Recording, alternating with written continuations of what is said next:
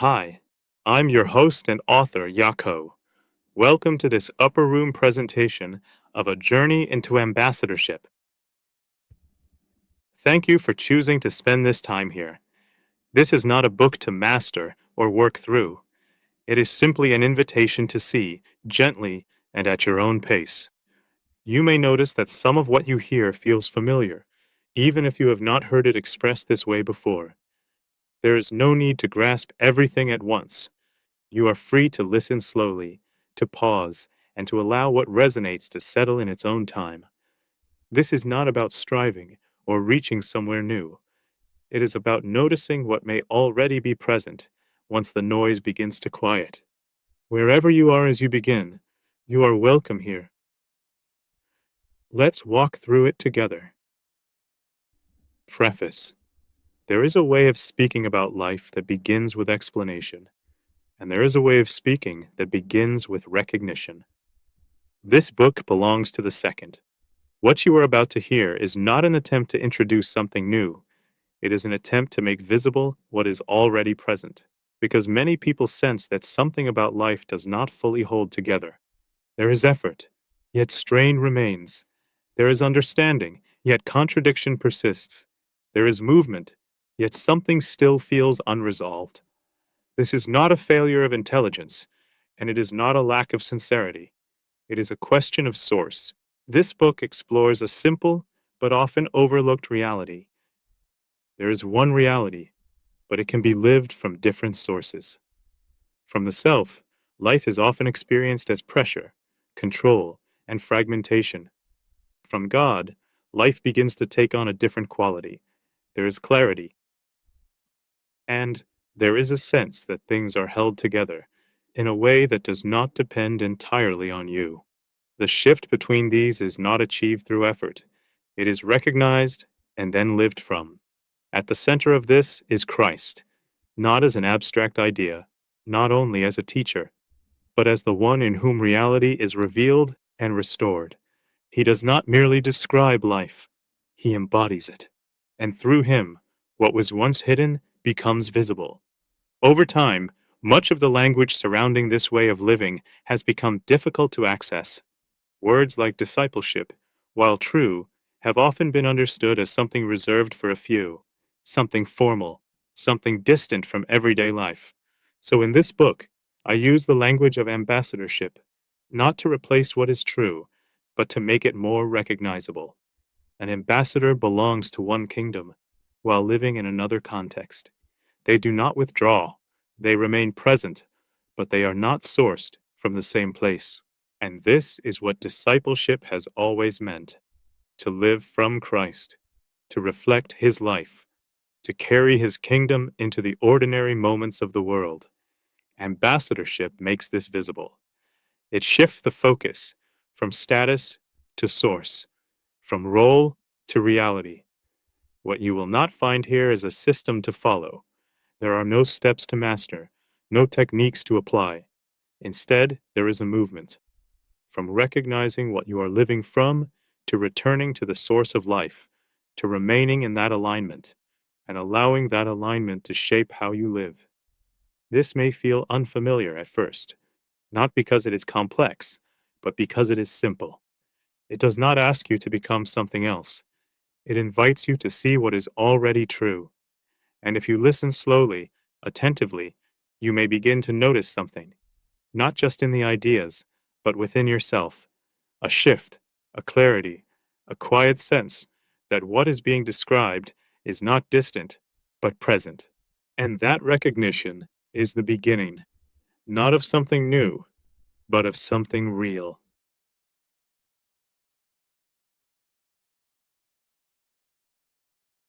Chapter 1: One Reality, Two Ways of Living. There is a simple observation, one that is easy to overlook, but once seen, it changes everything. There is one reality, not multiple realities, not separate worlds, one. And yet, this one reality can be lived in very different ways. Two people can be in the same place, facing the same situation, with access to the same information, and experience it completely differently. One may feel pressure, the need to control, the urgency to secure an outcome. The other may remain steady, clear, present. Nothing external has changed, but the experience is entirely different. This difference does not come from circumstance, it comes from source. Most of what we call life is not determined by what happens, but by what we are living from as it happens. This is where the distinction begins. There is a way of living that is sourced from the self, and there is a way of living that is sourced from God. When life is lived from the self, everything begins to revolve around maintaining control, securing outcomes, protecting identity, avoiding loss. Even when things appear to be working, there is often a subtle tension underneath, a sense that something must be held together, managed, sustained. This way of living is familiar. It is reinforced everywhere. It is what most people experience as normal. But there is another way. When life is lived from God, something shifts. The need to control begins to loosen. The pressure to secure everything begins to soften. There is still movement, still responsibility, still engagement with life. But the underlying strain is no longer the same. There is a steadiness, a clarity, a sense that you are not carrying everything alone. This does not mean that life becomes easy, but it does mean that life is no longer experienced in the same way. The difference is not external. And yet, it is not merely psychological. It is not something you create within yourself. It is something you align with. This is important, because if this were something you had to produce, it would return you to effort, to control, to self. But this is not produced. It is recognized. And once recognized, it becomes possible to live from it. This is where the language of the kingdom begins to make sense. The kingdom is not a separate place, removed from this reality. It is this reality, lived from a different source. This is why it can be present and yet unseen, why it can be near and yet unrecognized, and why it can be entered without anything external needing to change first. This is not a shift in location, it is a shift in orientation. You are not moving somewhere else. You are beginning to see and live from what is already here. At first, this may feel subtle, almost too simple, but over time, the difference becomes unmistakable. Because what you live from shapes everything. And once you begin to see the difference between these two ways of living, you cannot fully unsee it. From that point forward, a new question begins to form. Not just what is happening, but what am I living from as it happens? Chapter 2. The Source You Live From. If there is one reality, and it can be lived from different sources, then the question becomes clear. What is the source you are living from? Not in theory, not in what you say you believe, but in the way your life actually unfolds, moment by moment. Because source is not something you declare, it is something that becomes visible through how you experience life. It shows in your responses, in your reactions, in what rises within you when something unexpected happens. You may intend to live one way, but under pressure, your true source is revealed. This is not something to judge, it is something to recognize. For most people, the default source is the self, not because they have chosen it consciously, but because it is what they have learned, what has been reinforced, what has become familiar. From this place, life becomes something that must be managed. You begin to secure outcomes, protect your position, anticipate what might go wrong, and try to hold everything together.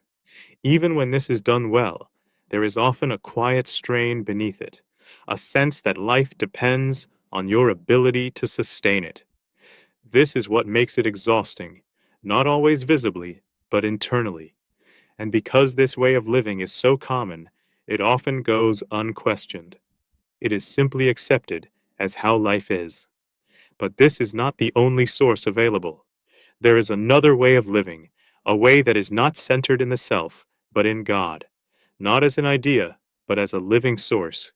When life begins to be lived from this source, something shifts, not in what you do first, but in how you experience what you do. The need to constantly manage begins to ease. The urgency to secure everything begins to soften. You are still engaged, still responsible, still present in your life, but you are no longer carrying it in the same way. There is a growing awareness that life is not originating from you, that you are not the source, but a participant. And this changes everything, because when you are no longer the source, you no longer have to sustain everything. You begin to move differently, respond differently, relate differently, not because you're trying to behave better, but because you're no longer operating from the same place.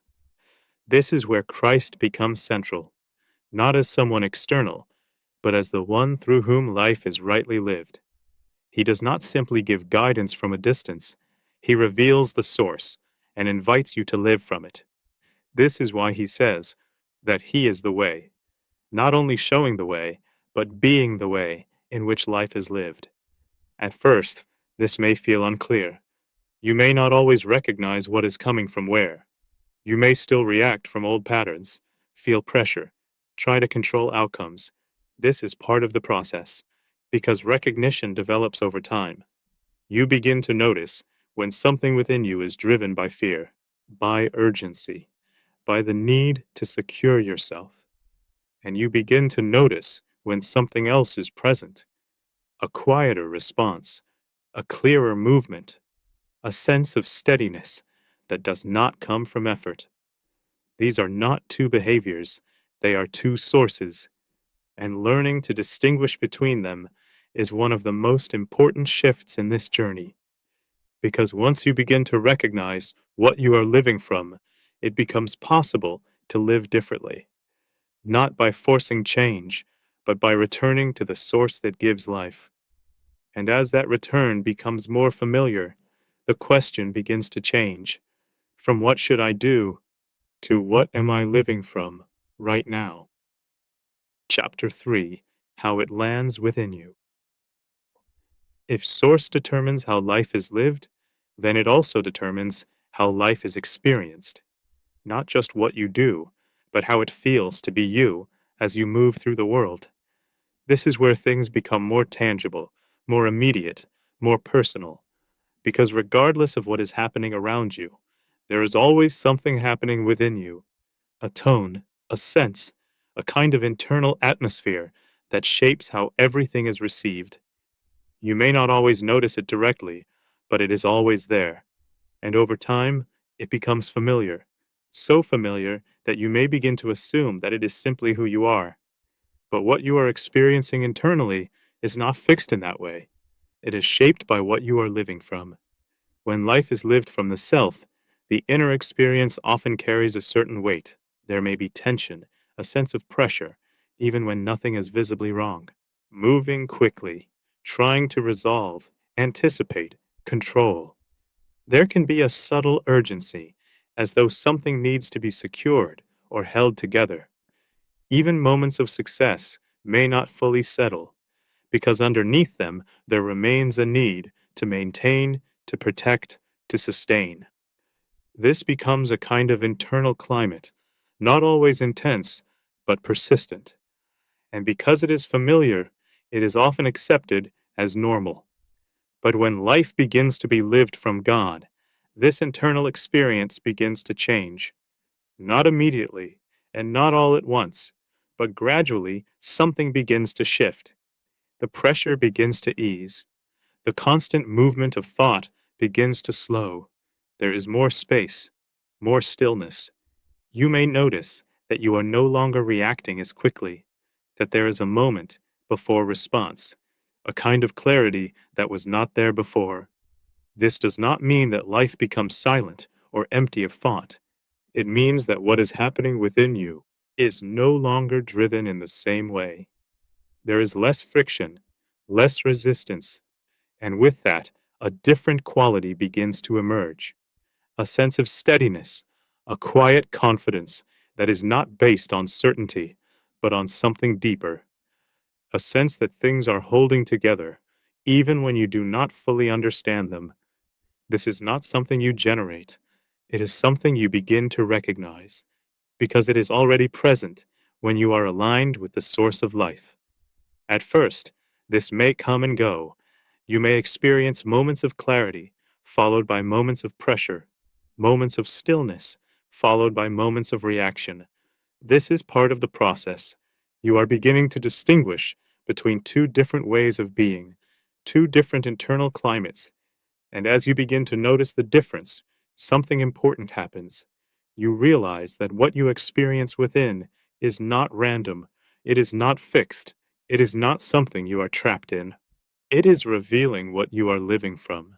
This is where awareness becomes important, not as something you force, but as something you allow. You begin to notice what is present within you without immediately trying to change it. You begin to recognize when you are operating from pressure and when something else is present. This recognition is the beginning of change, not because you are fixing yourself, but because you are seeing clearly. And when something is seen clearly, it no longer holds the same power. You begin to understand that your inner world is not something separate from reality. It is where your relationship to reality is lived. And as that relationship changes, your experience of life changes with it. This is not about creating a better internal state. It is about recognizing what is already present when you are living from the source that gives life. And as this recognition deepens, a new sensitivity begins to form. You become aware, not just of what is happening, but of how it is landing within you. And this awareness begins to guide you, not through effort, but through recognition. From this point forward, something begins to change. You are no longer only asking what is happening, but what is happening within me as it happens. Chapter 4: What it produces. If what you are living from shapes what you experience within, then over time it will also shape what is expressed through your life. This is where something becomes visible.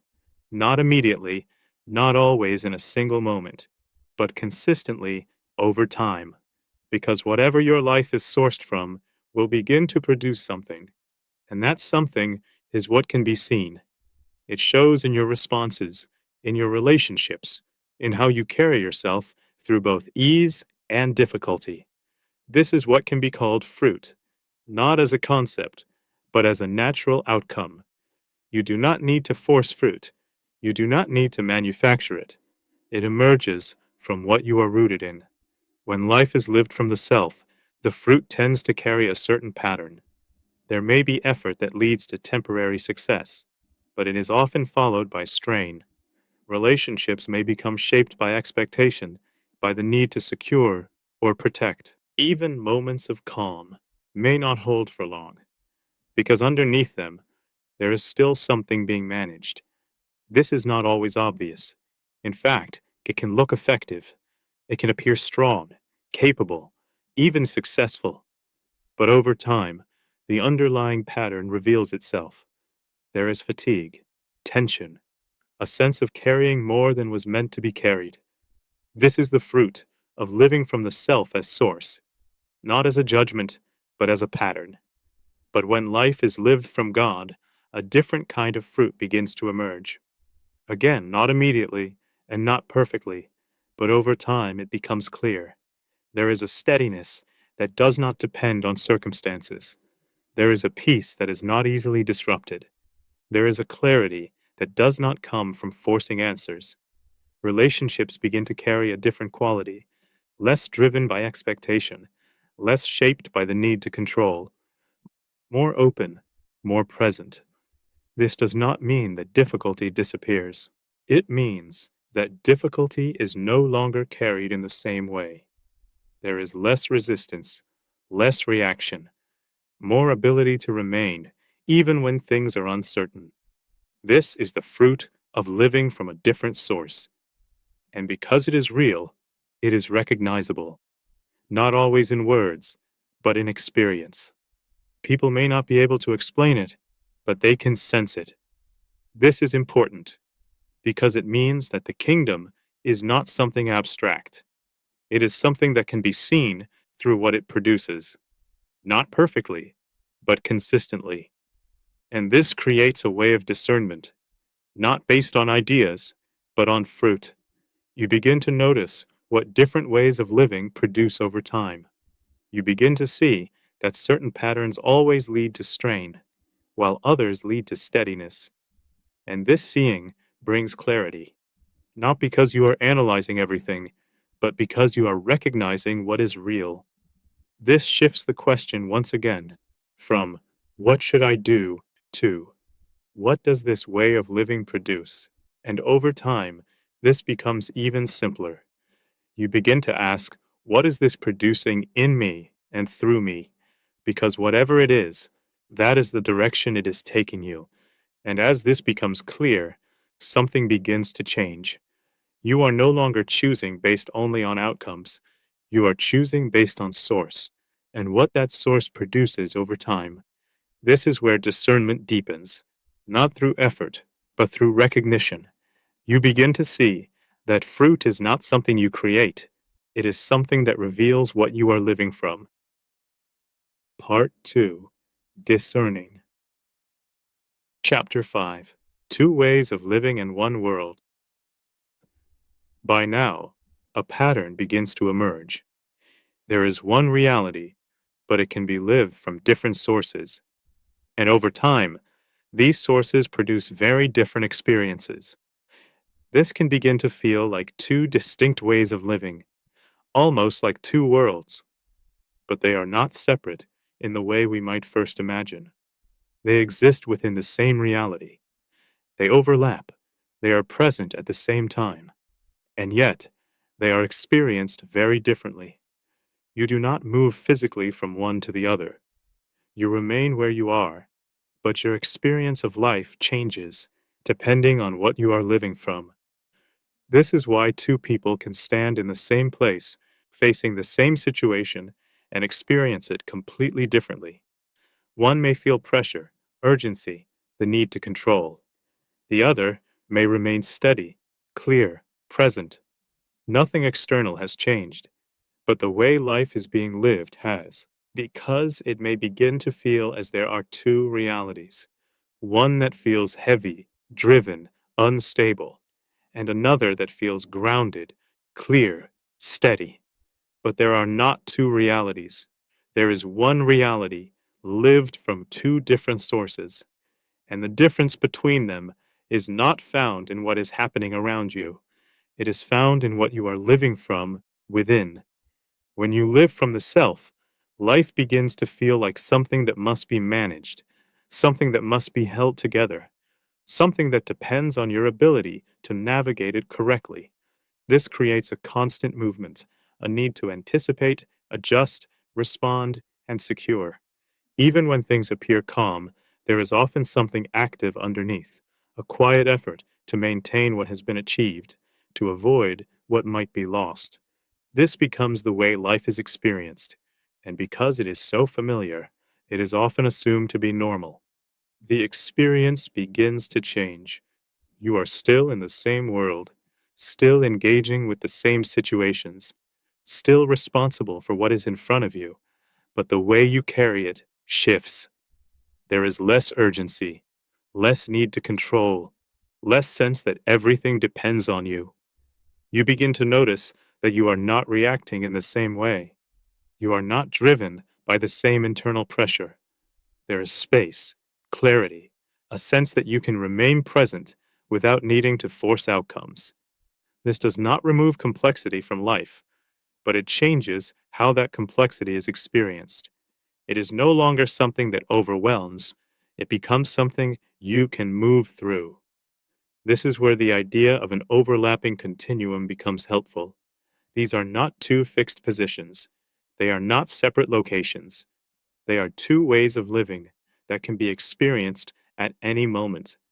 You may find yourself moving between them, at times feeling steady and clear, at other times feeling pressure and urgency return.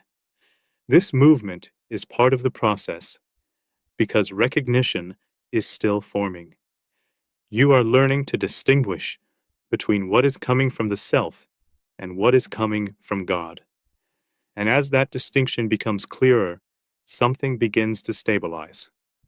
You begin to remain more consistently in one than the other, not through effort, but through awareness and alignment. This is where it becomes important not to turn this into something rigid. This is not about forcing yourself into a certain state. It is about recognizing what is real and allowing your life to align with it. The more clearly you see the difference between these two ways of living, the more naturally you begin to move toward the one that brings life. Not because you're trying to improve yourself, but because you recognize what holds and what does not. This is not a rejection of the world, it is a reorientation within it. You remain fully present, fully engaged, but you are no longer sourced from the same place. And this changes everything. Because once you begin to see that these two ways of living exist within the same reality, a new kind of awareness begins to form.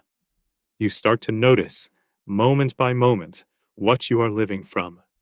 And this awareness becomes the beginning of discernment, not as something you apply, but as something that naturally emerges. From this point forward, the question continues to refine, not just what is happening, not just what you feel, but which way of living is present right now. And as that becomes clearer, your ability to remain in alignment begins to grow, not through effort, but through recognition of what is real. Chapter 6: The Beginning of Discernment. As awareness begins to form, something else begins to develop alongside it: discernment. Not as something you apply, but as something that emerges from seeing more clearly. At first, you may simply notice that your internal experience changes. Moments of pressure, moments of clarity, moments of reaction, moments of stillness. These may seem disconnected, almost random, but over time, a pattern begins to reveal itself. You begin to recognize that these are not isolated experiences, they are expressions of what you are living from. And as this becomes clearer, something begins to shift.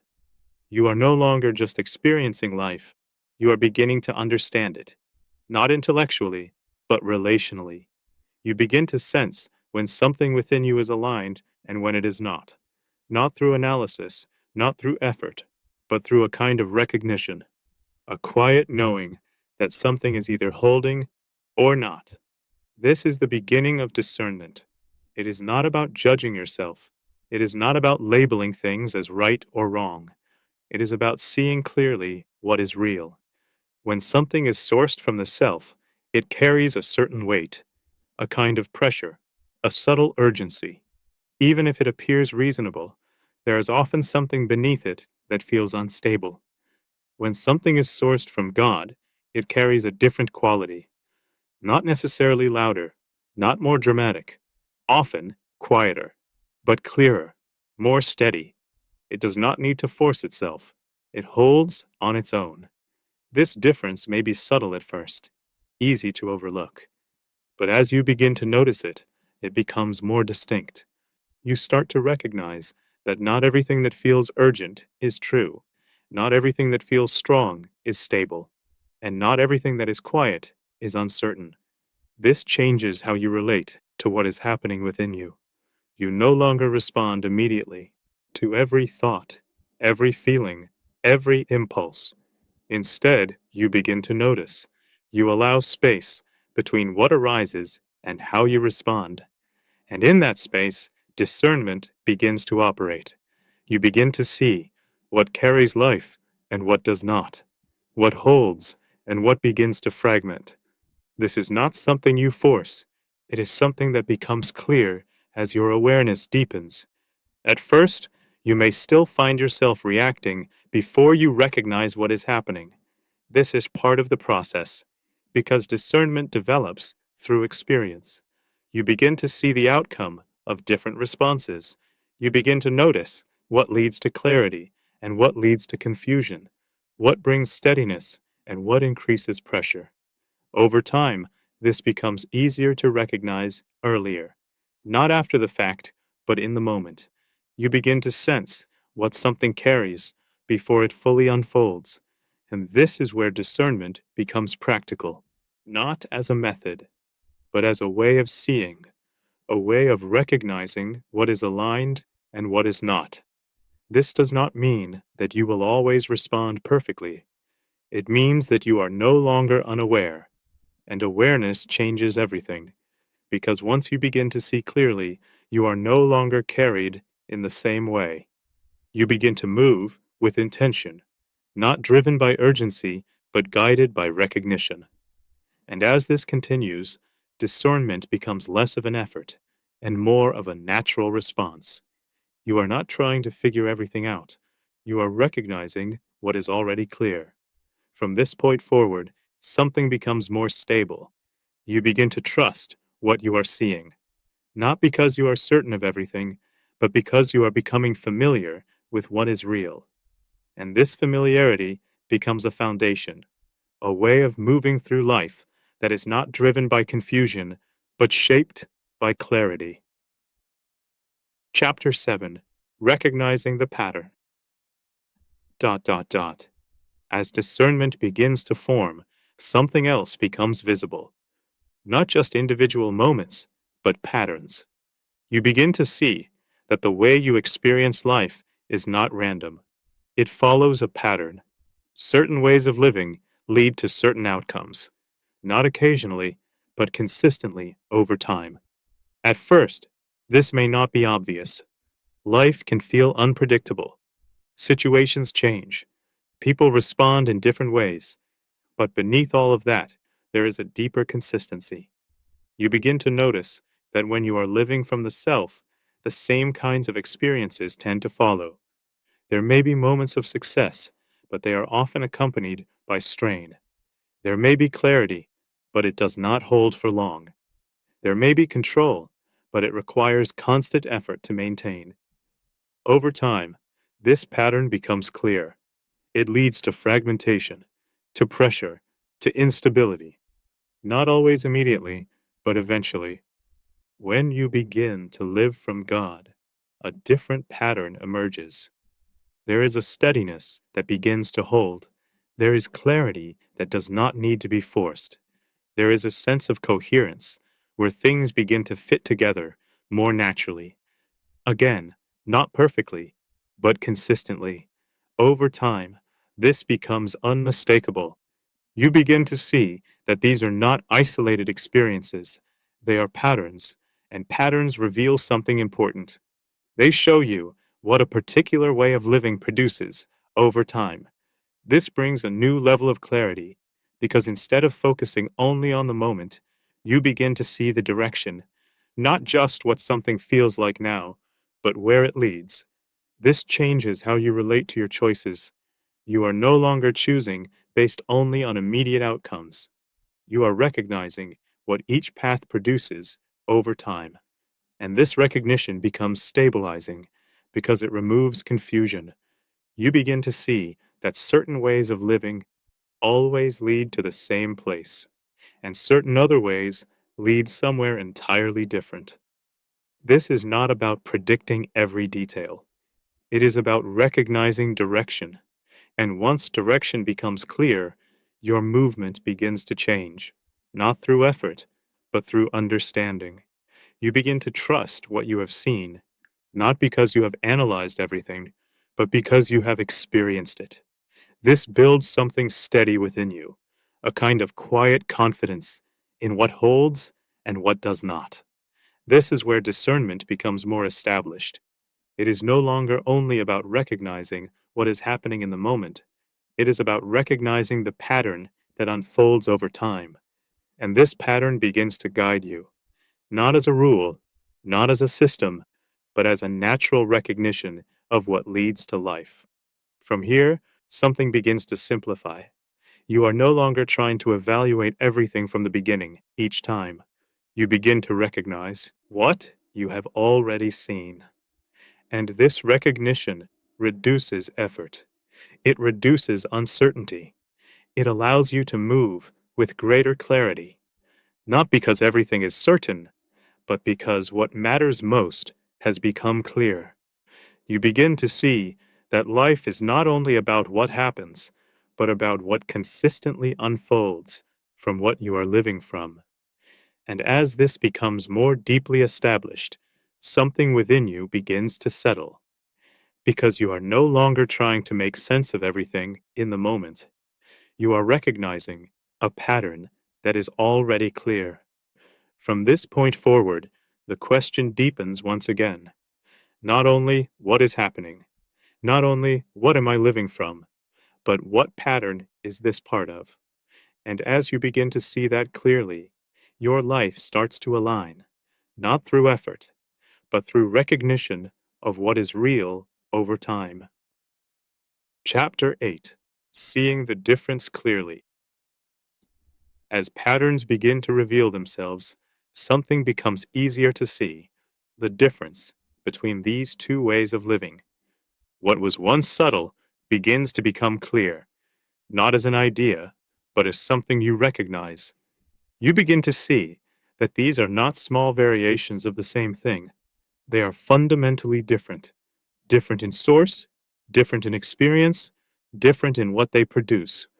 When life is lived from the self, it carries a certain structure. There is a constant reference back to yourself. What does this mean for me? How do I respond? What outcome do I need to secure? Even when the intention is good, the center remains the same. You are the one holding everything together. This creates a subtle tension, a sense that something must be maintained at all times. And because of this, your responses begin to reflect that pressure. You may react quickly, try to resolve things immediately, attempt to control what feels uncertain. This is not always obvious. In fact, it can appear responsible, even necessary. But over time, the pattern becomes clear. It leads to strain, to fragmentation, to a life that feels as though it must be sustained from within itself. In contrast, when life is lived from God, something shifts at the center. You are no longer the reference point. Life is no longer revolving around your ability to manage it. Instead, there is a different orientation. You are living from a source that is not dependent on you. And because of this, your responses begin to change. There is less urgency, less need to resolve everything immediately, more space to see clearly, more capacity to remain present. You are not disengaged, you are more fully engaged, but without the same internal pressure. This creates a different kind of stability, not one that you are maintaining, but one that you are participating in. And this difference becomes increasingly clear the more you observe it. You begin to recognize that one way of living always leads to effort, even when it appears successful, and the other leads to steadiness, even when things are uncertain. This is where clarity begins to settle, not because everything is explained, but because the difference is seen. You no longer need to analyze everything to understand it. You recognize the pattern, and you recognize the source. This brings a kind of simplicity, not a reduction of life, but a clarity within it. You begin to see that the complexity you once felt was often the result of living from a source that required constant management. And as that begins to shift, life itself becomes clearer, not easier, but more coherent, more aligned, more whole. This is where something begins to stabilize within you. You are no longer uncertain about what leads to life and what does not. And once something is seen clearly, it changes how you move, not through effort, but through recognition. You begin to lean toward what holds, not because you are trying to improve, but because you can no longer ignore what is real. From this point forward, the journey begins to shift again.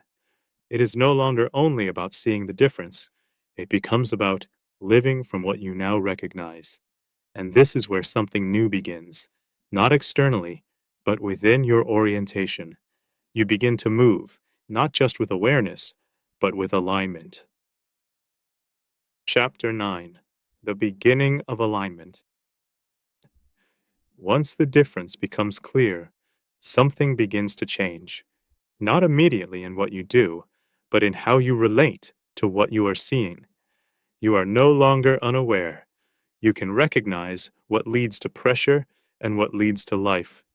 And this recognition creates a new possibility: alignment. Not as something you force, but as something you begin to move toward.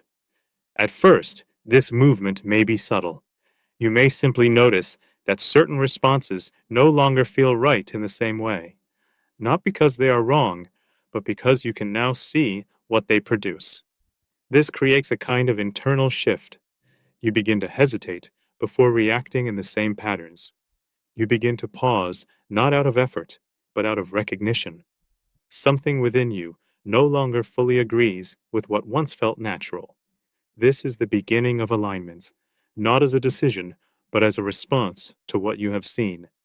At the same time, you may begin to notice something else: a quieter movement, not driven by urgency, not demanding attention, but present. A sense of clarity that does not need to force itself, a direction that feels steady, even if it is not fully understood. This is often how alignment begins, not through instruction, but through recognition of what carries life. You may not always follow it. You may still find yourself reacting, returning to familiar patterns. This is part of the process, because alignment is not established in a single moment. It develops over time, through awareness, through recognition, through response. Each time you notice and choose not to move from pressure, something shifts. Each time you recognize and allow yourself to remain instead of reacting, alignment deepens. Not because you're trying harder, but because you are beginning to live from what is true. This does not mean that everything becomes clear all at once. There will still be uncertainty, moments of confusion, times where you are not sure what is coming from where. But even in that, something has changed. You are no longer moving blindly. You are aware that there is a difference, and that awareness begins to guide you. This is where trust begins to form, not as something you create, but as something that grows through experience. You begin to see that when you move from clarity, something holds, and when you move from pressure, something begins to fragment. This builds a quiet confidence, not in your ability, but in what you are recognizing. Over time, this movement becomes more natural. You begin to lean toward what carries life without needing to force the decision. You begin to remain instead of reacting. You begin to trust what is steady, even when it is quiet. This is alignment, not a state you hold, but a direction you are moving in, a way of living that is forming as you respond to what is real. From here, the journey begins to deepen, because alignment does not remain at the level of recognition. It begins to shape how you live, not only in moments, but over time. And as this continues, something becomes more stable. You are no longer only seeing, you are beginning to live from it. Chapter 10. Alignment in Everyday Life. As alignment begins to form, it does not remain abstract. It begins to show up in the ordinary moments of your life, not in dramatic ways, but in small, consistent shifts in how you respond, in how you decide, in how you carry what is in front of you.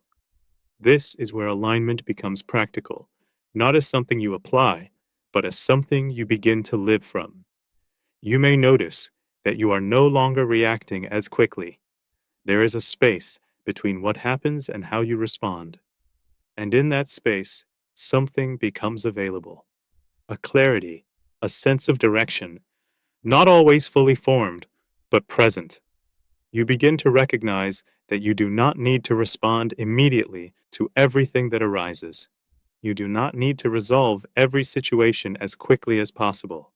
There is room to remain, to see, to respond from a different place. This begins to change how you move through your day. Conversations feel different. You are less driven to prove a point, less reactive to what others say or do, more able to listen, more able to remain present without needing to control the outcome. Decisions begin to feel different as well, not because they become simple, but because they are no longer driven by the same pressure. You are not trying to secure everything. You are recognizing what carries life and allowing that to guide you. This does not remove responsibility. It changes how you carry it. You are still engaged, still thoughtful, still aware of what matters, but you are no longer carrying it as though everything depends on you. There is a lightness, not in what you do, but in how you hold it. Even in moments of pressure, something begins to shift. You may still feel the initial reaction, the pull toward urgency, the impulse to control, but now you recognize it. And because you recognize it, you are no longer bound to follow it. You can remain. You can allow the moment to settle before you respond.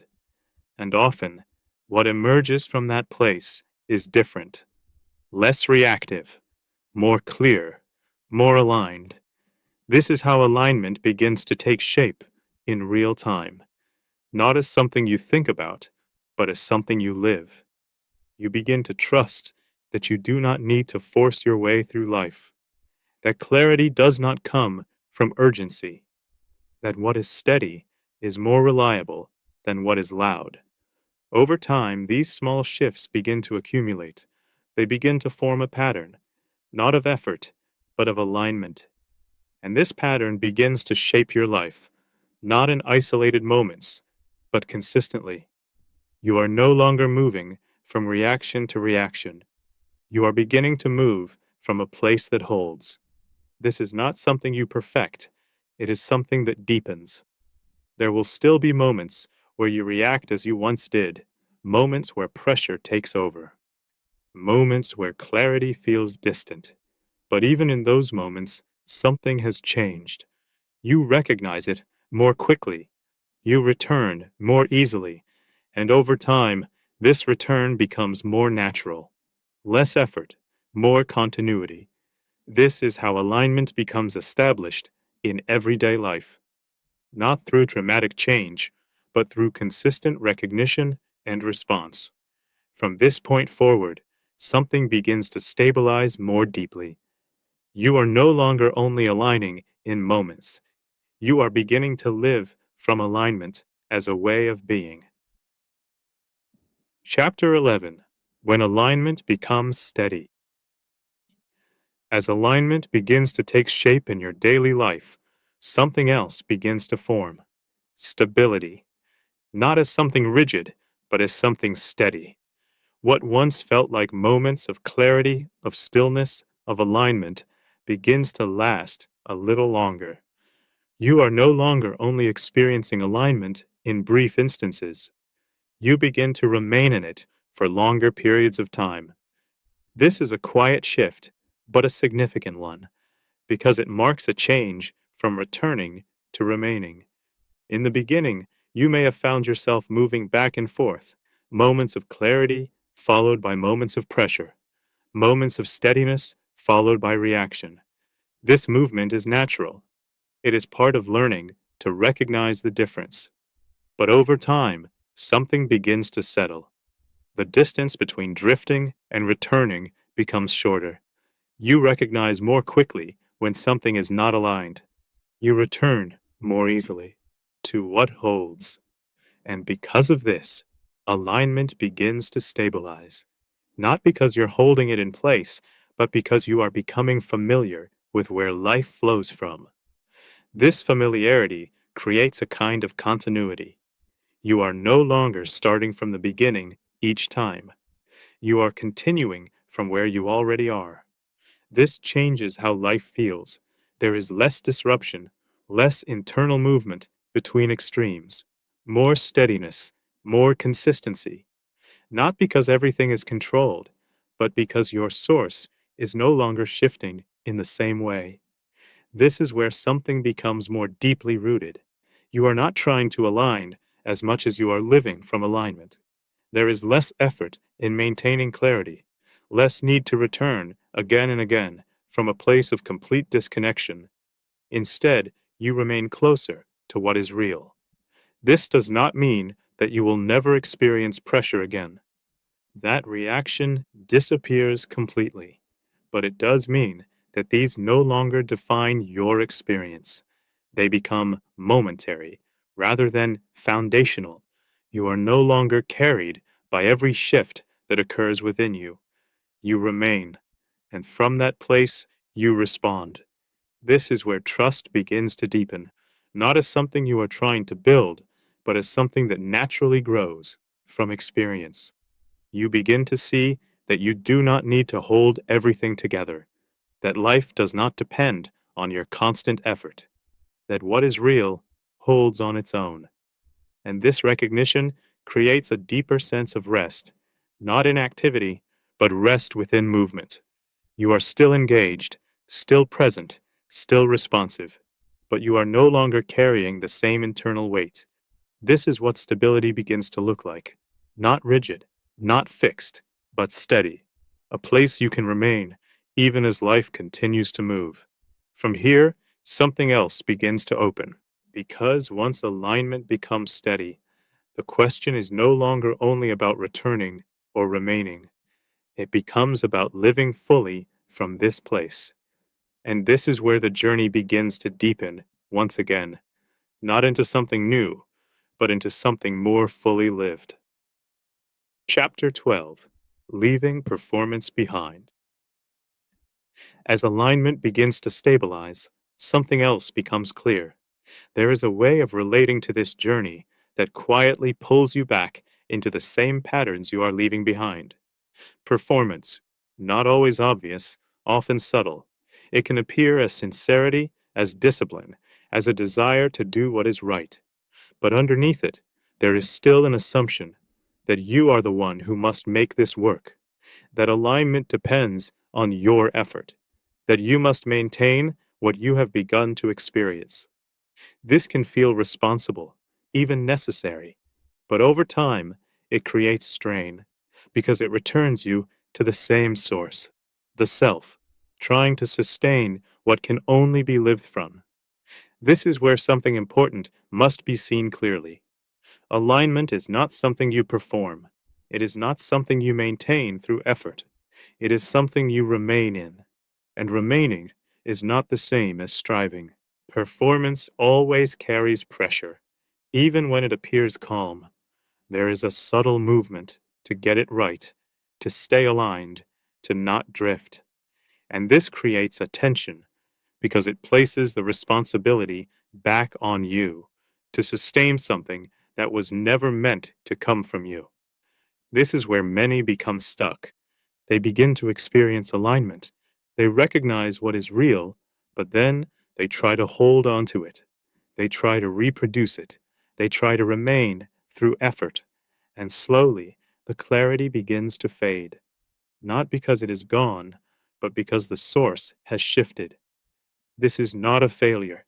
It is a reminder, a gentle exposure of where you are living from, because what is real does not need to be held together by you. It holds on its own.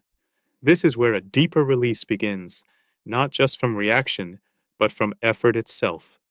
You begin to see that even the attempt to stay aligned can become misaligned if it is driven by performance.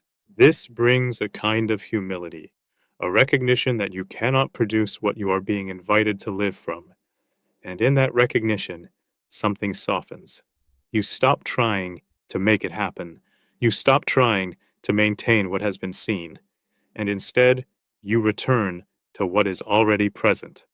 This return is simple, not dramatic, not forceful. It is a quiet shift in where you are living from. You release the need to get it right. You release the pressure to sustain it, and you allow yourself to remain in what holds. This is where something deeper becomes available, a kind of rest that is not dependent on your ability to maintain it, a sense of ease that does not come from control. This does not make you passive. It does not remove responsibility. It changes the source from which you carry it. You are still engaged, still present, still responsive, but you are no longer striving to hold everything together. Of performance. And without this release, alignment cannot deepen, because performance will always pull you back into self sourcing. But as you let it go, something else begins to take its place. Not effort, not control, but trust. And this is where the journey begins to move into a deeper kind of alignment, not one you sustain, but one you live from. Chapter 13. Returning to Trust. As performance begins to fall away, something else begins to take its place. Trust, not as an idea, not as something you try to feel, but as a posture you begin to return to. Because even after you have seen clearly, even after alignment has begun, you will still drift. Moments will come where pressure returns, where urgency rises, where the impulse to control begins to take hold again. This is not a failure. It is part of the process. Because you are learning to recognize what you are living from. And each time you notice that you have shifted back into self sourcing, a new opportunity appears. Not to fix yourself, not to correct your behavior, but to return. This return is the movement of trust. It is not dramatic. It is not something you force. It is often very simple. You begin to notice the tension within you, the pressure, the need to control, the sense that something must be resolved immediately. And instead of following that movement, you pause, not to analyze it, not to fight it, but simply to recognize it. And in that recognition, something softens. You begin to release the need to carry it. You allow yourself to step back from the urgency, and in that space, trust begins to form. Not because everything is clear, not because the situation has changed, but because you are no longer trying to hold it together on your own. This is what trust begins to feel like: a release of control, a willingness to remain without needing to force an outcome. At first, this may feel unfamiliar. You may feel the pull to return to action, to resolve, to secure. But each time you return to that place of trust, something deepens. You begin to experience that life does not fall apart when you stop trying to control it. That clarity can emerge without being forced. That what is real holds even when you are not managing it.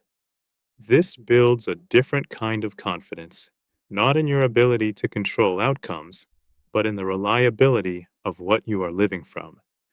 Over time, this movement becomes more natural.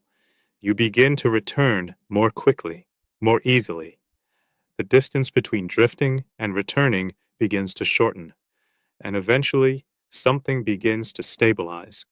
You are no longer moving in and out in the same way. Trust begins to become your default orientation, not perfectly, but consistently. You are no longer trying to find your way back each time. You are remaining closer to what is real. This does not remove all uncertainty. It does not mean that you will always know what to do, but it does mean that you are no longer lost within it. You are held, even when things are unclear, and this changes how you move through life. You are less reactive, less driven by urgency, more able to remain present within whatever is unfolding. This is the movement of trust, not something you achieve, but something you return to again and again until it becomes the way you live. From here, something begins to deepen further, because trust does not remain only as a return. It begins to become a place you live from. And this is where alignment moves into something more stable. Not just something you return to, but something you remain in. Chapter 14. Remaining. As trust begins to stabilize, something shifts again. The movement of returning begins to give way to something quieter. Remaining, not something you try to do, not something you hold in place, but something you begin to find yourself already in. In the beginning, the journey is marked by movement. You notice, you drift, you return. You recognize, you respond, you realign. And this movement is necessary. It forms awareness. It develops discernment. It builds trust. But over time, something begins to settle. The need to return becomes less frequent, not because you are holding alignment, but because you are no longer leaving it in the same way. You begin to remain. This is not something you force. In fact, the more you try to hold it, the more it slips back into effort. Remaining is different. It is the absence of striving. It is the quiet continuation of what is already true. You are no longer trying to stay aligned. You are living from alignment. This changes how everything feels. There is less interruption, less internal movement between clarity and confusion, more continuity, more steadiness. Not because everything is resolved, but because your source is no longer shifting. This is where something becomes deeply rooted. You are not returning from a place of disconnection again and again. You are remaining within connection. Even when challenges arise, even when uncertainty appears, something within you stays. You are not pulled away in the same way. This does not mean that you will never feel pressure again, or that you will never react. But it does mean that these moments no longer define your experience. They pass through rather than taking hold. You remain, and from that place, you respond. This is what abiding begins to look like. Not something dramatic, not something visible in outward form, but something deeply real within your orientation. You are no longer searching for where to stand. You are standing, not because you have reached a point of completion, but because you are no longer moving away from what is real. This creates a different kind of rest, not inactivity, but rest within movement. You continue to live, to work, to respond, to engage, but you are not carrying the same internal weight. There is a lightness in how you move, not because life is simple, but because you are no longer trying to hold it together on your own. From this place, something else begins to emerge. Your life is no longer only about your experience. What you are living from begins to be expressed, not intentionally, not as something you try to show, but naturally. This is where the journey begins to turn outward, not away from what is within, but as an extension of what you are now living from, because what you remain in will always begin to be revealed. And from here, the question begins to shift once more. Not only what am I living from, but what is now being expressed through my life. Chapter 15. What begins to be seen. As you begin to remain in what is real, something else begins to happen.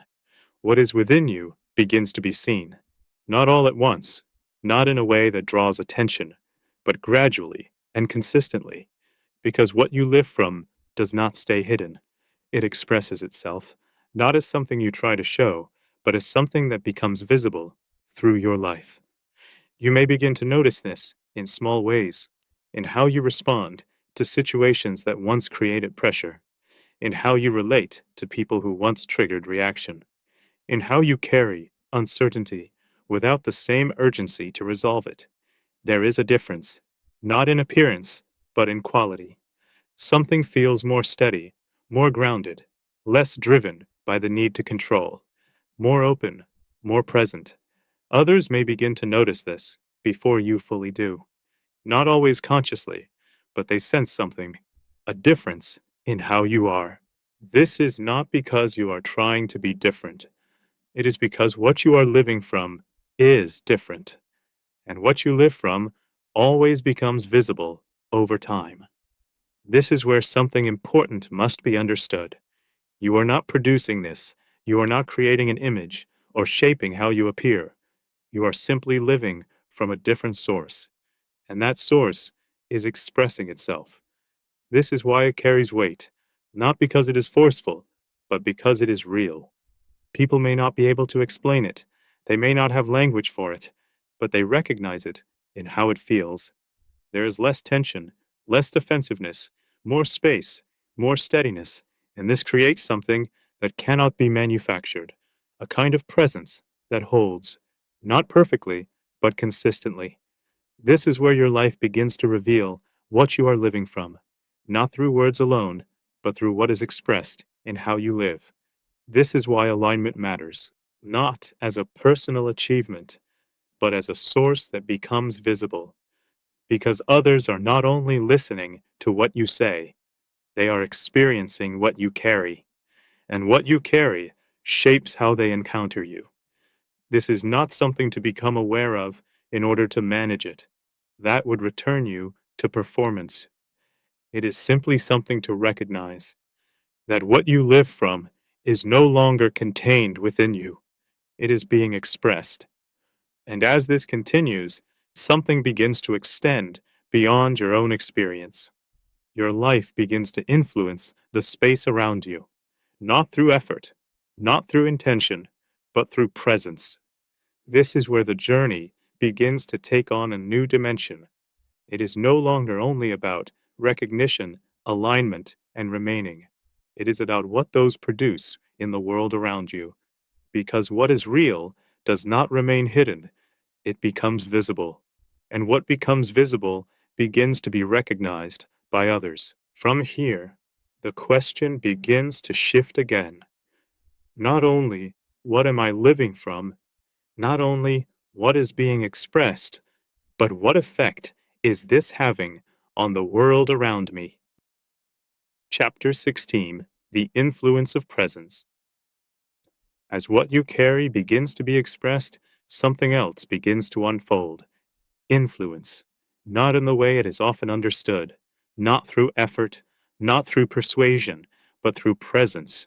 Because what you live from does not only shape your own experience, it begins to shape the space around you. This may be subtle at first, almost unnoticeable, but over time it becomes clear.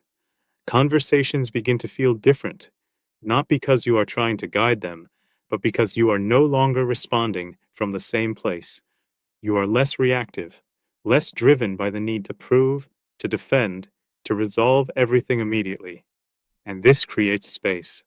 Space for others to respond differently as well. Tension that might have escalated begins to soften, not because you controlled the outcome, but because you did not contribute to the same pattern.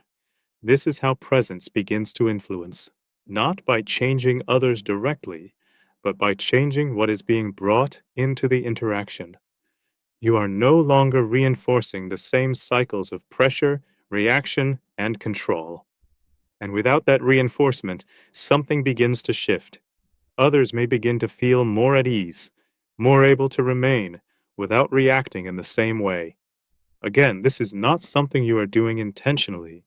It is something that is happening because of what you are living from.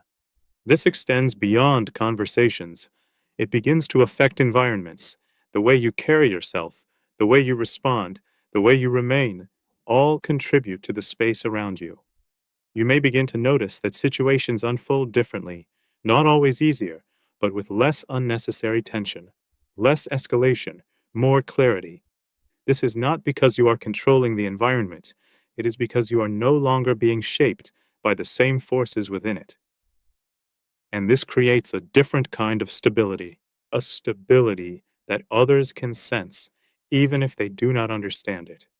This is where influence becomes real, not as something you seek, but as something that naturally flows from alignment. It is quiet.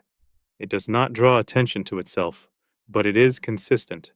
And because it is consistent, it begins to have an effect.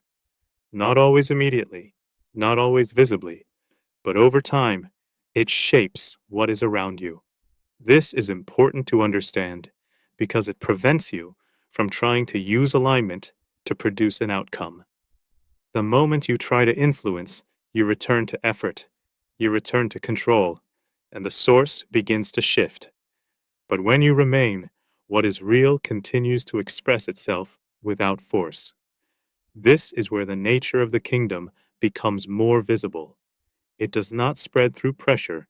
It does not advance through control.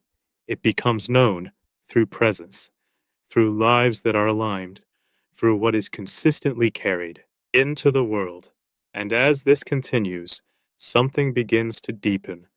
You begin to see that your life is no longer only about your own alignment.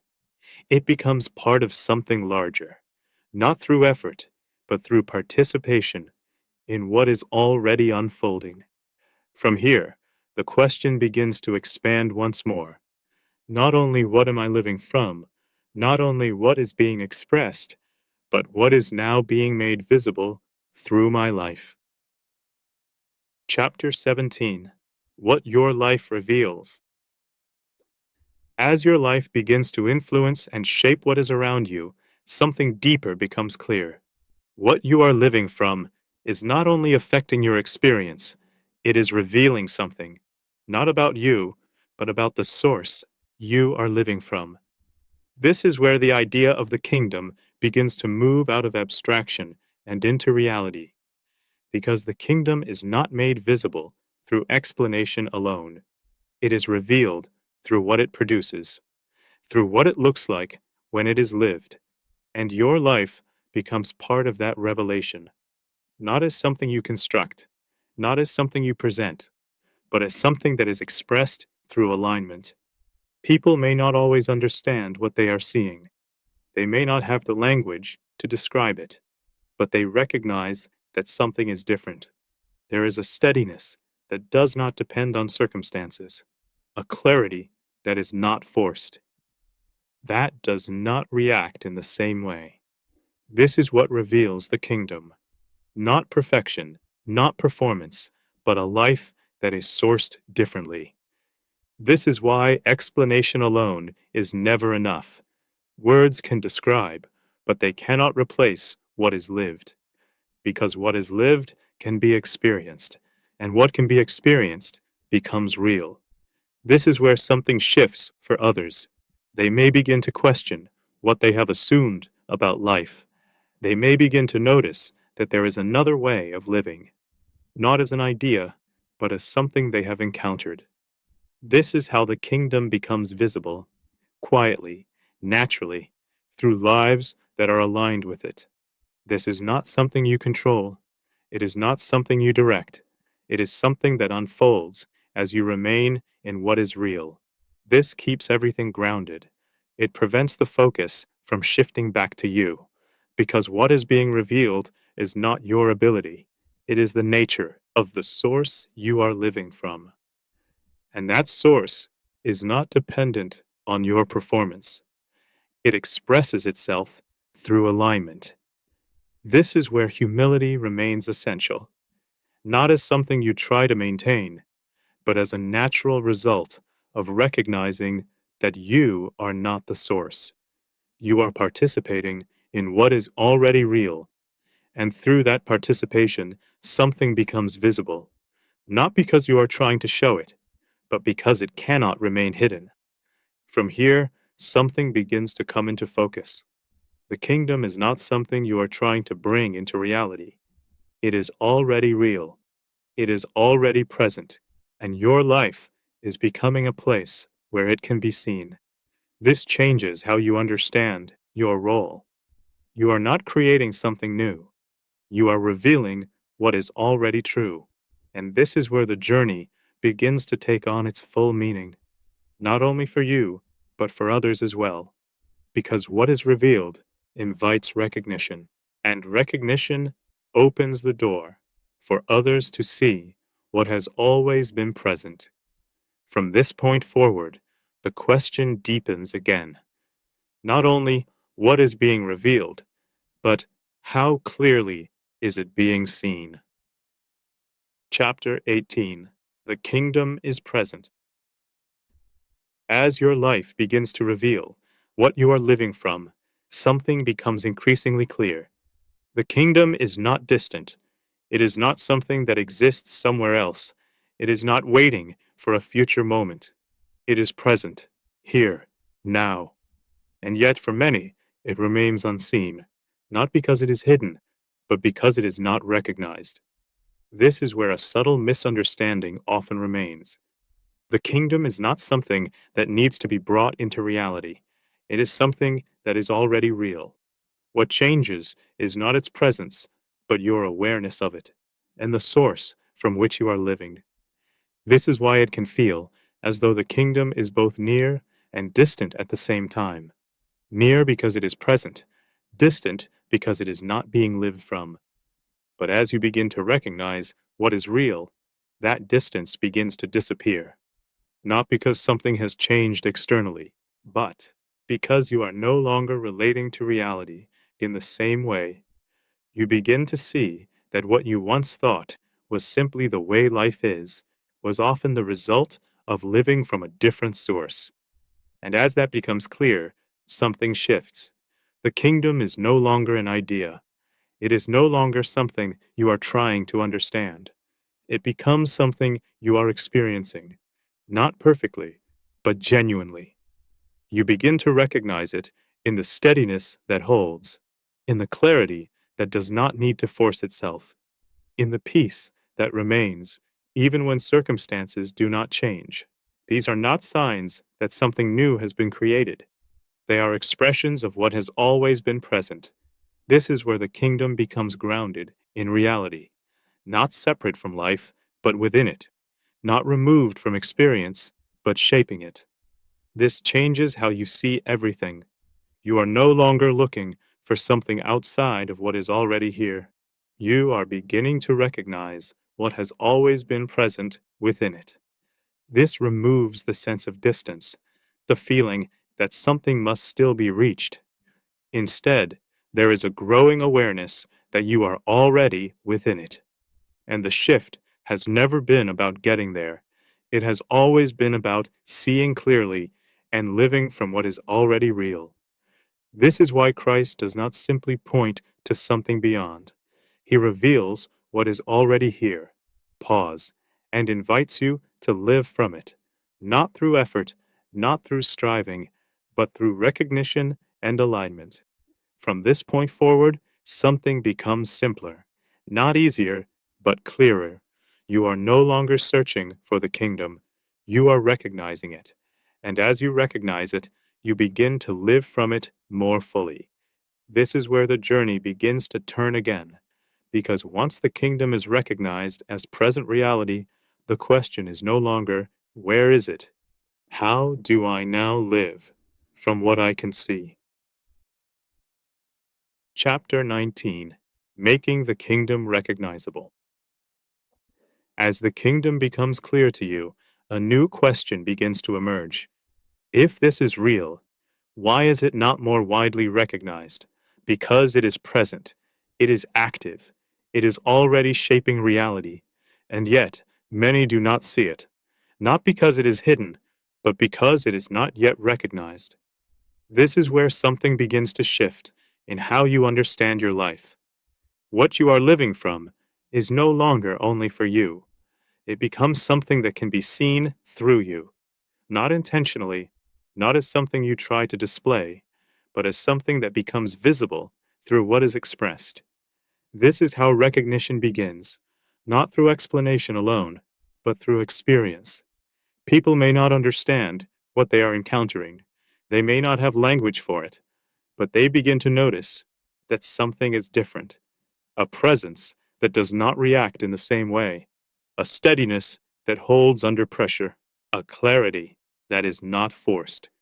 These are not ideas, they are experiences, and experience is what makes something real. This is why the kingdom becomes recognizable through its fruit, not through argument, not through persuasion, but through what it produces in a life. Over time, this becomes clearer. People begin to trust what they can experience, not because they have been convinced, but because they have encountered something that holds. This is where something important must be understood. You are not responsible for making the kingdom real. It already is. You are not responsible for convincing others of it. That would return you to effort. Instead, you become a place where it can be seen. This changes the nature of how the kingdom becomes known. It is no longer something that must be explained before it can be experienced. It is something that can be experienced before it is understood. Because once something is experienced, it cannot be dismissed in the same way. This is how awareness begins to grow, not through pressure, but through encounter, not through force, but through presence. As this continues, something begins to spread, not in a visible or dramatic way, but quietly, through lives that are aligned, through moments where something real is encountered, through experiences that cannot be explained away. This is how the kingdom becomes recognizable, not as a concept, but as a reality that is being lived. And as this happens, something begins to shift in those who encounter it. A question forms, a curiosity, a sense that what they have experienced is not accidental. And this curiosity becomes the beginning of recognition. From here, the journey begins to extend beyond you, not through effort, but through what is being revealed. And as it is revealed, others begin to see what has always been present. From this point forward, the question continues to deepen. Not only what is being revealed, but how is it being received? Chapter 20: Living in the World, Not From It. As the kingdom becomes more real and more visible, a question begins to take shape. How do you remain fully present in the world without being shaped by the same source? Because nothing external has changed. You are still in the same environments, still facing the same pressures, still engaging with the same people. The world around you continues as it always has, but something within you is no longer the same. This is where the distinction becomes important. You are not being removed from the world. You remain within it, fully present, fully engaged, but you are no longer living from the same source. This is a subtle shift, but a significant one, because the patterns of the world are still present. They continue to create urgency, to reinforce control, to reward performance. These patterns do not disappear simply because you have seen something different, and they continue to exert influence. This is why awareness remains important, not as something separate from life, but as something carried within it. You begin to notice when those patterns begin to shape your response, when pressure starts to build, when the need to secure or control begins to return. And in that moment, you recognize it, not to resist it, not to fight it, but to see it clearly. And in seeing it, you are no longer carried in the same way. You remain anchored in a different source. This is what allows you to live in the world without being shaped by it. You are still participating, still responding, still making decisions, but your responses are no longer driven by the same internal pressure. There is space, clarity, a sense that you can remain present without needing to react to everything that arises. This creates a different kind of engagement. You are not withdrawn. You are more present, but less reactive.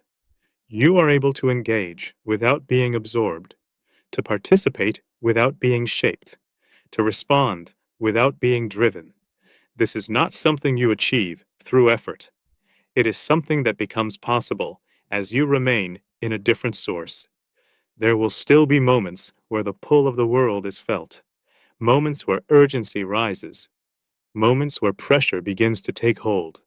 This is part of being present, but the difference now is that you recognize it. And because you recognize it, you can return, not by leaving the world, but by remaining in what is real. This return becomes quicker, more natural, and over time, it becomes less of a return and more of a constant. You begin to live with a different kind of stability, not one that depends on controlling your environment, but one that remains within it. This is where something integrates. There is no longer a separation between what is inward and what is outward, between what is spiritual and what is practical. Your life becomes one movement. What you live from within is expressed in how you move through the world. And as this continues, something begins to become clear. You are not navigating the world in the same way. You are living from a different place within it. From here, the journey begins to reach its fullness, because what you are living from is no longer only shaping your experience, it is defining how you exist within the world itself. And this is where the idea of ambassadorship begins to take form, not as a concept, but as a reality that is now being lived. Chapter 21: The Life of an Ambassador. As you begin to live in the world without being sourced from it, something becomes clear. Your life is no longer only about you, not in the sense of losing yourself, but in the sense that what you carry begins to extend beyond you. This is where the language of ambassadorship becomes real, not as a title, not as a role you take on, but as a way of living. An ambassador belongs to one kingdom while living in another context. They do not represent themselves, they represent the one who sent them. They carry the character, the nature, the way of that kingdom, not through effort, not through performance, but through alignment. This is what begins to take shape in your life. You are no longer living as someone trying to navigate the world on your own. You are living from a source that is not of the world, even while remaining within it. This changes how you understand who you are. By the patterns around you, you are not shaped by the same forces that once determined your responses. You belong to a different source, and from that source, your life begins to take form. This does not make you separate from others. It does not remove you from ordinary life. It places you within it with a different orientation. You are still present, still engaged, still responsive, but what you carry is no longer the same. This is what defines an ambassador, not where they are, but what they represent, and what they carry into the environment they are in. This is why ambassadorship cannot be performed. It cannot be imitated, because it does not come from behavior. It comes from source, and whatever you are living from will always reveal itself over time. This is why the focus remains on alignment, not on trying to represent something, but on remaining in what is real. As you remain, what you carry becomes consistent, and consistency is what makes something recognizable. Others begin to see that what is present in your life is not momentary. It holds, not perfectly, but steadily. This is where influence deepens, not because you are trying to influence, but because what you carry is no longer shifting with every circumstance. It remains. This is the authority of alignment, not control, not dominance, but coherence, a life that holds together because it is sourced from what is whole. This is what gives weight to your presence, not what you say, not what you do, but what you live from. And this is what an ambassador carries, a life that reflects its source, a presence that reveals what is real, a way of being that is not driven by the patterns of the world, but shaped by the kingdom. From here, something begins to deepen further, because ambassadorship is not only about identity, it is about expression, but something that unfolds as you remain. And this is where the journey moves next, not into something new, but into something more fully lived. Chapter 22: Embodying the Kingdom. As ambassadorship becomes real, it does not remain at the level of understanding. It begins to be lived, not as something you add to your life, but as something your life begins to express. This is what it means to embody the kingdom, not to represent it outwardly, but to live from it in a way that becomes visible. In the beginning, much of the journey is internal. You recognize, you discern, you align, you return, you remain. But over time, this does not stay contained within you. It begins to shape how you speak, how you respond, how you carry yourself in the world. This is not something you try to do. It is something that happens as a result of what you are living from. When the source is steady, expression becomes natural, not forced, not constructed, but real. This is where the distinction becomes important. Embodiment is not performance. It is not acting in a certain way to represent something. It is the outward expression of what is already true within. If you try to produce it, it becomes imitation, and imitation cannot hold. But when it flows, it carries something different, a consistency, a coherence, a sense that what is being expressed is not separate from what is being lived. This is where life becomes integrated. There is no longer a gap between what you experience within and what is expressed outwardly. You are not shifting between two different ways of being. You are living from one source consistently. This simplifies everything, not because life becomes easy, but because it becomes whole. You are no longer managing different parts of yourself. You are no longer trying to maintain an appearance. You are simply living from what is real. This begins to show in the ordinary moments of life, in conversations, in decisions, in how you respond to what is in front of you. There is a different quality to your presence, not something dramatic, not something that draws attention, but something that holds, a steadiness that is not easily moved, a clarity that does not need to force itself. This is what embodiment looks like, not extraordinary, but consistent. And because it is consistent, it becomes recognizable, not as an idea, but as a lived reality. This is where influence deepens again, not because you are trying to shape anything, but because what you are living from is now fully expressed. This is why remaining is always the foundation. Without remaining, there is no embodiment, only effort, only imitation. But when you remain, expression becomes natural. And what is natural carries weight, not because it is strong, but because it is real. From here, something begins to come together. What you have recognized, what you have aligned with, what you have remained in, is now being lived fully.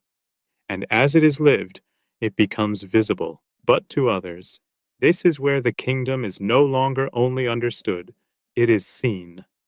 And what is seen begins to be recognized.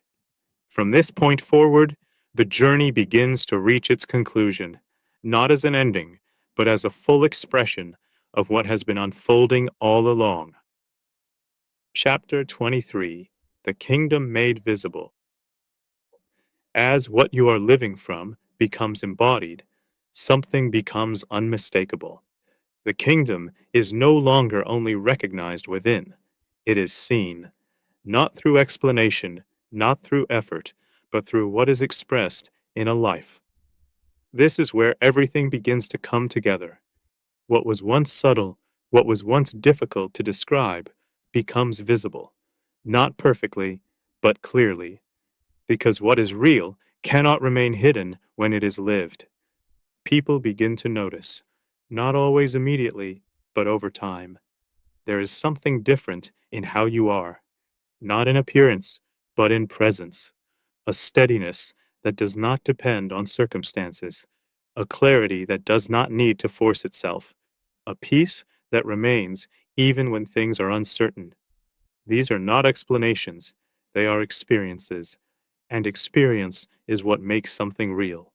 This is the evidence of the kingdom, not argument, not persuasion, but what is consistently present over time.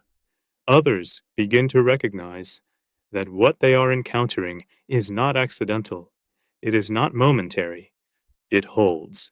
This is what gives it weight, not because it demands attention, but because it remains. And what remains becomes undeniable. This is how the kingdom becomes visible, not as something separate from life, but within it, not as something added, but as something revealed. This is where something begins to shift in those who encounter it. They begin to ask questions, not because they have been told to, but because they have experienced something that does not fit within what they have known. There is a curiosity, a sense that there is more to reality than what they have been living from. And this curiosity opens the door, not through pressure, not through persuasion, but through recognition. They begin to see that another way of living is possible, not in theory, but in reality. This is where the kingdom begins to extend, quietly, naturally, through lives that are aligned with it. This is not something you manage. It is not something you control. It is something that unfolds as what is real is lived. And as it is lived, it becomes visible. And as it becomes visible, it becomes recognizable. And as it becomes recognizable, it invites others to see what has always been present. From here, everything begins to settle, not because the journey ends, but because what has been unfolding has become clear. The kingdom is not distant, it is not hidden, it is not waiting to arrive. It is here, it is present, and it is being revealed through lives that are aligned with it. From this point forward, only one question remains. Not where is the kingdom, but how fully is it being lived? Chapter 24. A Life That Reveals Reality. As everything comes together, something becomes clear. This journey has not been about becoming something new. It has been about recognizing what is already true. From the beginning, the invitation has been simple: to see that there is one reality, to recognize that it can be lived from different sources, and to begin living from the source that leads to life. What started as awareness has become something more. You have seen the difference. You have recognized what holds and what does not. You have begun to align, to return, to remain, and over time, to live from what is real. This is not a collection of ideas. It is one movement, a movement from self to source, from pressure to steadiness, from fragmentation to coherence. And as this movement has deepened, something has begun to stabilize. Your life has started to hold together in a different way, not because you are holding it together, but because you are living from what is whole. This is where separation begins to fall away. There is no longer a divide between what is inward and what is outward, between what is spiritual and what is practical, between what you believe and how you live. It becomes one life, one source, one movement. This does not mean that everything is resolved. It does not mean that life becomes simple, but it does mean that you are no longer divided within it. There is a continuity, a steadiness that remains even as life continues to move. This is not something you arrive at once and for all. It is something you live, a continual awareness, a continual remaining, not through effort, but through relationship. And in that, everything simplifies, not because there is less, but because what matters has become clear. You live from Christ. You remain aware of Him as your center. You recognize when you drift. You return. You remain. This is the simplicity that remains at the end of everything, not reduction, but clarity. And as you live this way, your life begins to reveal something, not because you are trying to show it, but because it is present. Others may see a steadiness that holds, a peace that remains, a clarity that does not force itself, a life that is not driven in the same way. And in that, something becomes visible, not you, but what you are living from. This is the kingdom, not as an idea, not as something distant, but as a present reality, a way of living that is available, a source that holds, a life that can be entered and lived from. And in the end, something very simple becomes clear. What you have been seeking has never been somewhere else. It has never been future. It has never been out of reach. It has always been present. The shift has never been about getting there. It has always been about recognizing where you are and what you are living from. and from that recognition, living fully, simply, from what is real. Epilogue. The quiet recognition. There comes a point where words begin to fall away, not because they are no longer true, but because they have done what they were meant to do. They have brought you to the edge of something that cannot be explained further, only recognized. You may notice it even now, not as a new idea, but as a quiet sense that what has been described is not distant, not theoretical, not something you must go and find, but something that is already present, closer than you expected. There is no need to reach for it, no need to construct it, no need to become something in order to enter it. The movement has always been simpler than that: to see, to recognize, to return. Christ is not somewhere else, not waiting at the end of a process, not hidden behind effort. He is present, the center from which life is already being given, the light in which what is true can be seen. Something within you may begin to settle, not dramatically, but quietly, a softening, a release of the need to resolve everything at once, a sense that you are not outside of what you have been seeking. There is nothing to force from here, nothing to hold tightly, nothing to prove, only a simple awareness, a gentle remaining. Life will continue, situations will arise, moments of pressure will still come, but something has shifted. You have seen, and once something is seen, it does not fully disappear. You may drift, you may forget, but you will also recognize, and in that recognition, you will return, not to something new, but to what has always been present. This is not the end of a journey. It is the quiet beginning of a different way of living, one that does not need to be sustained by effort, one that unfolds from a center that holds. And perhaps, even now, there is a quiet yes within you, not spoken, not forced, simply recognized. Remain there, not as a task, but as a place. Thank you for listening to A Journey into Ambassadorship. There is nothing here to hold tightly or to figure out all at once. If anything has resonated, let it remain gently. The invitation continues beyond these pages, in the quiet moments of everyday life, where what is true can be seen more clearly. You are not alone in this. The one who holds all things together is present, even now. God bless you in your journey.